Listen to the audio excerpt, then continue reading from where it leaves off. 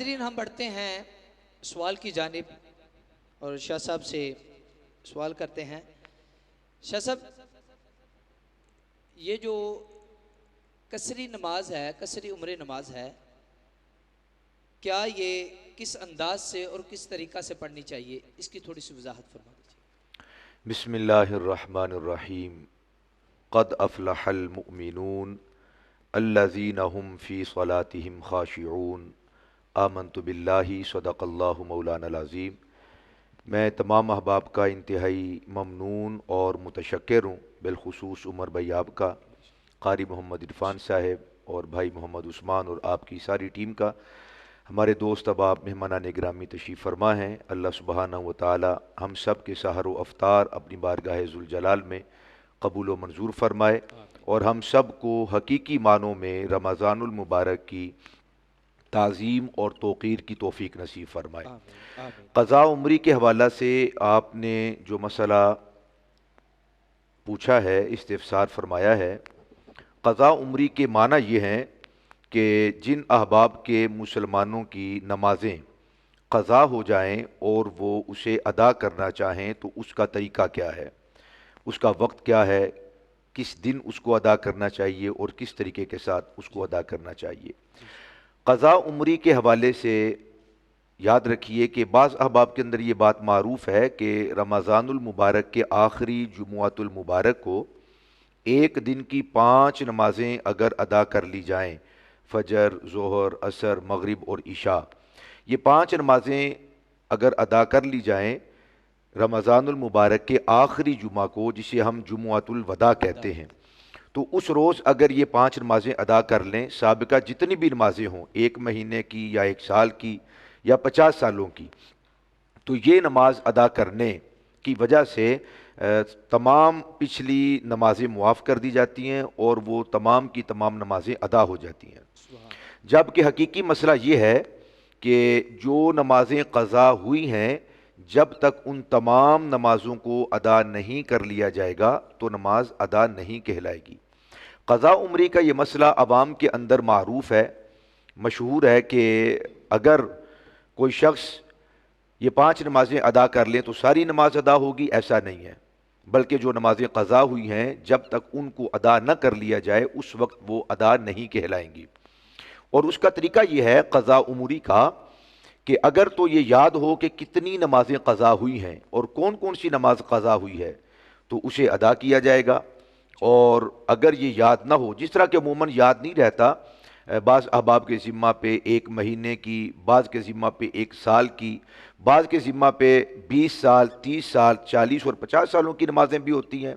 تو جب تک وہ ادا نہیں کی جائیں گی وہ ادا نہیں کہلائیں گی۔ یہ جو عوام کے اندر معروف ہے کہ آخری جمعہ کو ادا کر دیا جائے تو ادا ہو جاتی ہے، یہ صرف عوامی مسئلہ ہے۔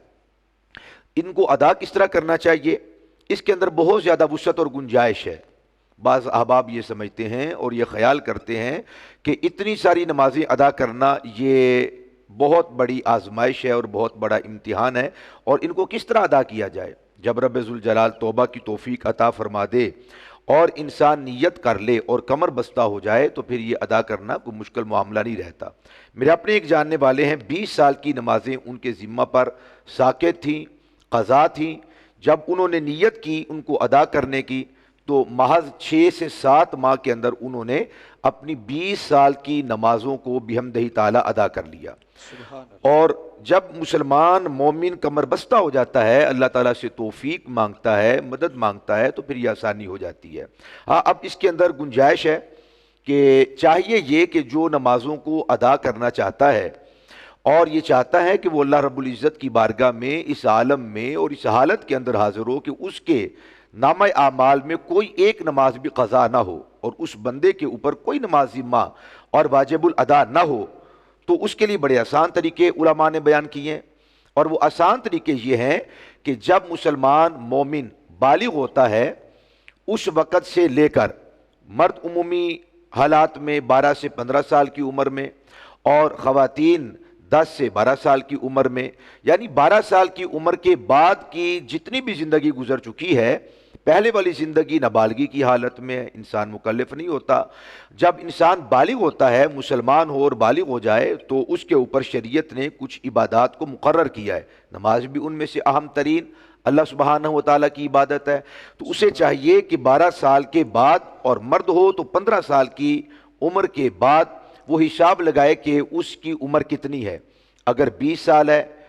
25 سال ہے، 30 سال ہے، 40 سال ہے، 50 سال ہے، ان تمام سالوں کا حساب لگائے،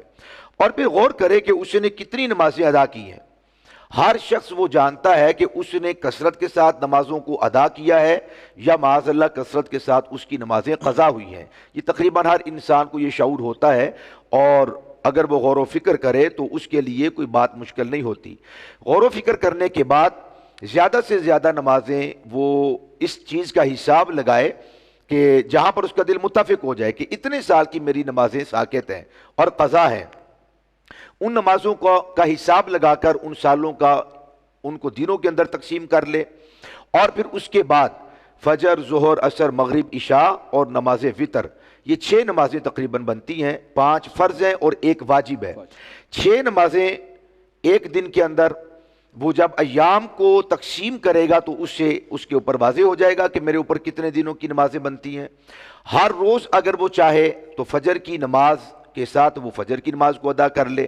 ظہر کی نماز کے ساتھ ظہر کو ادا کر لے، عصر کے ساتھ عصر کو، مغرب کے ساتھ مغرب کو، اور عشاء کے ساتھ عشاء کو۔ یہ بھی ایک طریقہ ہے، اور یہ بھی ایک طریقہ ہے کہ وہ حساب لگائے کہ اس کے ذمہ فجر کی نمازیں کتنی ہیں۔ مثال کے طور پہ 200، 300، 400، 500 یا 1000 جتنی بھی نمازیں ہیں وہ چاہے تو پہلے فجر ساری ادا کر لے، کہ اس کے اندر 2 رکعت ہوتی ہیں، اس کے اندر سنن اور نوافل ادا نہیں کیے جاتے، فرائض محض ادا کیے جاتے ہیں، وہ 200 بنتے ہیں، 300، 400، 500 جتنے بھی بنتے ہیں۔ اگر وہ چاہے تو نماز فجر پہلے مکمل ادا کر لے، پھر ظہر اس کے بعد مختصر ہے 3 رکعت کی، پھر وہ اگر چاہے تو مغرب ساری ادا کر لے، ظہر ادا کر لے، پھر ساری عصر ادا کر لے، اور پھر ساری عشاء ادا کر لے۔ جب وہ یہ ساری نمازیں قضا ادا کر لے گا تو وہ مسلمان مومن ہوتا ہے صاحب ترتیب، یعنی اب اس کے ذمہ کوئی ایک نماز بھی قضا باقی نہیں ہوگی، اب وہ صاحب ترتیب ہوگا، اور اس طرح وہ اپنی نمازوں کو ادا کر سکتا ہے۔ اس کے علاوہ کوئی اور طریقہ نہیں۔ یہ جو شارٹ کٹ کیا جاتا ہے کہ آخری جمعۃ الوداع کو نمازیں ادا کر لی جائیں، بعض کہتے ہیں کہ 2 نفل ادا کر لیے جائیں، توبہ استغفار کر لی جائے تو سارے نمازیں معاف ہو جاتی ہیں، بعض کہتے ہیں کہ 5 نمازیں ادا کر لی جائیں اور